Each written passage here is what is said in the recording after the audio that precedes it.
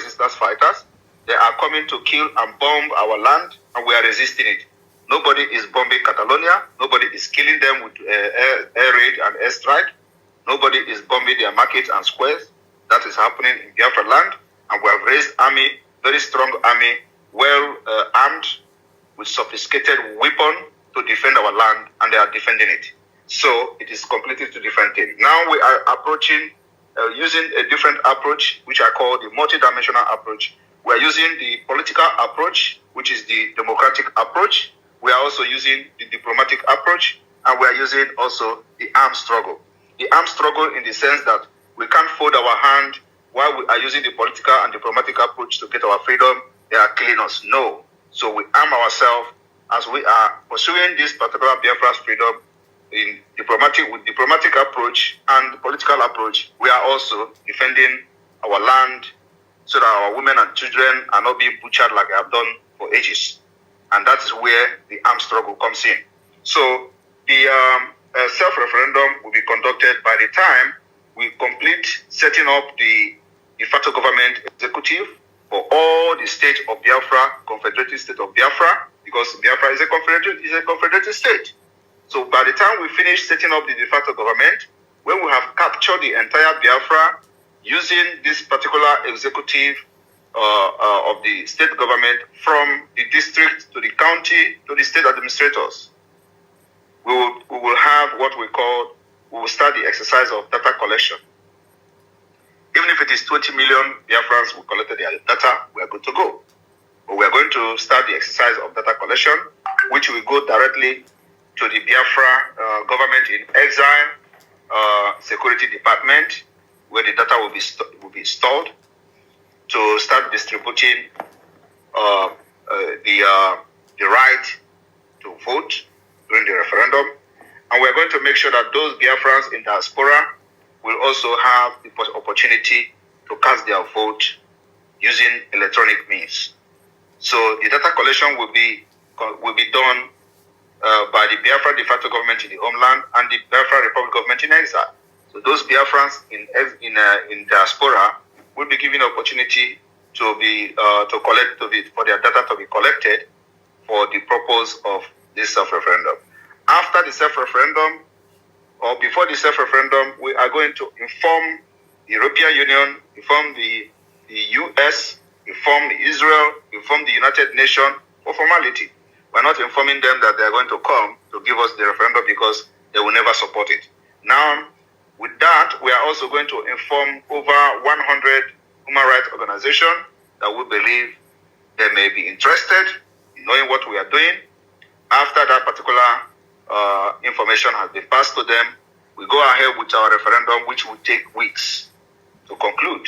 Make sure that everybody that have collected his or her data is given the opportunity to vote because of the difficulties we are going to encounter with the internet and all that. So we will run this particular program for weeks to make sure everybody voted. After that, we're going to make the voting, the result public, and then we watch the event and followed by the declaration of Biafra. And by then, we'll make sure that those who have come to Biafra land to kill us with from their military base and their military barracks will never be sleeping in the night with their two eyes closed. So this is the plan that we have. The plan may change depending on the situation. So it is subject to change and to be amended at any time without period information or without period notice. So, but this is a glimpse of what you should be expecting. And when this thing happens and the declaration of Biafra is going to be the re-declaration of Biafra for the second time, the world is already aware of Biafra, so it is not something you are going to start explaining to people. Of course, those new generation that are the head of government or serving in different positions in Europe, in America, in the UN, may not have a true history of Biafra. So from them, they may want to educate themselves by looking into Biafra and research about it. But by then, we've gone far. We will defend Biafra land after the declaration. And then by then, we've gone far also in running our self-state, which, as you can see, the de facto government. After the declaration of Biafra, we will start the transition process. And And once we have a status at the UN recognized by some state, we would dissolve the exile government and transit power to the de facto government and run it for a while. In fact, there are many things I don't want to repeat here, but so with this particular brief explanation, I believe I've answered your question. Thank you. Before you go, I just want to quickly, because this is a recorded space and it's good to avoid a misinformation, or maybe we are not aware of something. For clarity's sake, you detaining, which is absolutely brilliant. For me, I support what you're saying. I support, like I've said, I support the freedom of the people. And one thing that has to be very, very emphatical is that freedom of Biafra belongs to the Biafrans. That is very, very obvious. Freedom of the people belongs to the people. You're right. Should you expect foreigners or foreign government to come and help you? You cannot help yourself. There should be massive, self-help, self-detailed information, not misinformation. Very important. There's a place the scripture just say that know the truth will set you free. Right? The truth is incontrovertible. Malice may attack it. Anything might try to derail it, but at the end of the day, there it is. So the truth is very important. That's why I emphasize on that. Going to Catalonia and Macedonia, north of Macedonia, got their independence in, if I'm not wrong, in 1991 or something like that. Right? And that was a peaceful breakup of Yugoslavia. That is Macedonia. So we're still one world. Whether it's Biafra, it's Nigeria, Catalonia, Yugoslavia, we are still in the same universe. So we can be able to study their style and amend, and we're able to get our result. Like I said, the result is what I want. I want Biafra to have its country or to have a stake in the system. That's very obvious. That is Macedonia. Then Catalonia had offensive. They fought war. Many Catalonians were killed. Some of them were executed, the leaders and all that, which is a long story. You can Google it. And then there was this Spanish Civil War, right? So the northern, nationalists. I don't know if the PM is going to allow us to be going through this history, which I'm sure he already knows. Like I said, when I talk about fighting war, I'm not talking about Spanish war. You can't compare the Spanish war to the declaration of Biafra that led to the war of Biafra against Nigeria. So it's a two different thing. Like I said, we can't compare Catalonia to Biafra or Nigeria. Catalonia is still situated or located in Europe, not just in Europe, also in Schengen state. Schengen state. So these are civilized people already. They are civilized and they know what is democracy. And they are today enjoying to some extent the dividend of democracy, what Europe has to offer. We don't have that kind of opportunity in Africa. Africa is not just a third world country. There are more than 20th world country, because everything it has to be with knife and gun. So nobody is ready to listen to you in Africa when you want to go through the civilized democratic way, like you see in Europe, like in Spain and Catalonia. So we don't need to draw any similarity or any reference from Catalonia to Biafra. It's completely, we design how the thing will work for us. What work for us will not work for Catalonia.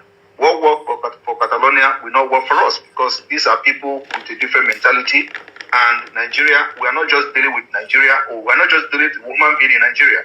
We are dealing with nomadic style, nomadic people that don't actually value human life, people that don't actually have a life. So these are the people that have occupied and hijacked the so-called Niger area. So when you deal with them, you come with a well-designed, very ruthless approach to be able to dismantle them. And that's what this particular present Biafra liberation is doing. What people think it is impossible, we are doing it. Thank you. Okay, last thing is this before I leave. Is that just last point, please.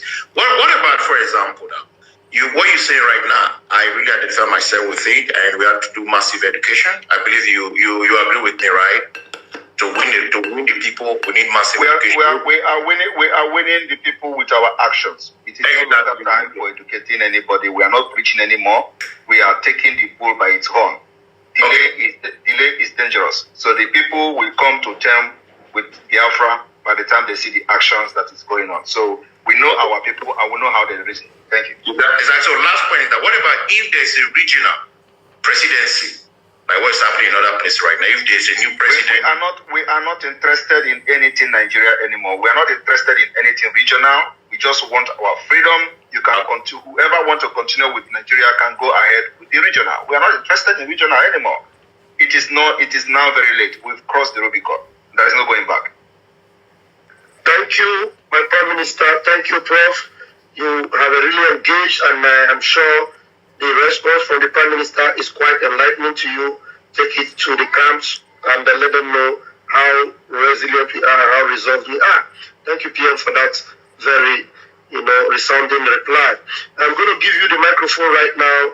Bench Chukwusagu, please let us make it very quick so that we can engage a lot of people tonight. Go ahead, please. Yeah, thank you, Pastor Van. Thank you, PM. Thank you so much for your resilient work you are doing. You are really doing wonderful. It has shown clearly now that the Zoological Republic is a banana republic. There's no doubt in it. Some time ago, you gave an order that all these people that call themselves politicians or commissioners, that they should resign from what they are doing. But they are not showing any sign of resigning. What will be their condition if we restore Biafra as soon as possible? Thank you. Sorry, can you rephrase your question again? What did I will get started? Sorry. Yeah, some time ago you give an order for the commissioners or these people working in the zoological in Biafra land to resign, but they are not showing any sign of resignation at all. First of all, let me correct you. First of all, many of them have resigned, and during that time, we came online on our program to inform Biafrans. Many of them resigned. Some of them made it open and public, like in Anambra State. In Imo State, they were resigning secretly.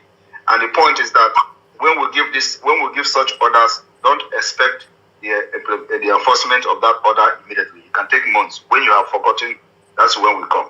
Thank you. So, next question, please. Okay, I read my case now at the moment. Let me give others a chance. Thank you. This is where we're gonna stop. You've heard it. Prime Minister has spoken, and also he has answered some questions from Biafrans, tough questions and important questions as well, and also the plans he has for Biafrans, and the referendum, voting, and so many other things he said. So this is to show you that Simon Ekpa is taking this Biafran freedom to the right direction. This is where we're going to stop. Please don't forget to like, share, subscribe. Thank you. God bless you all. Bye.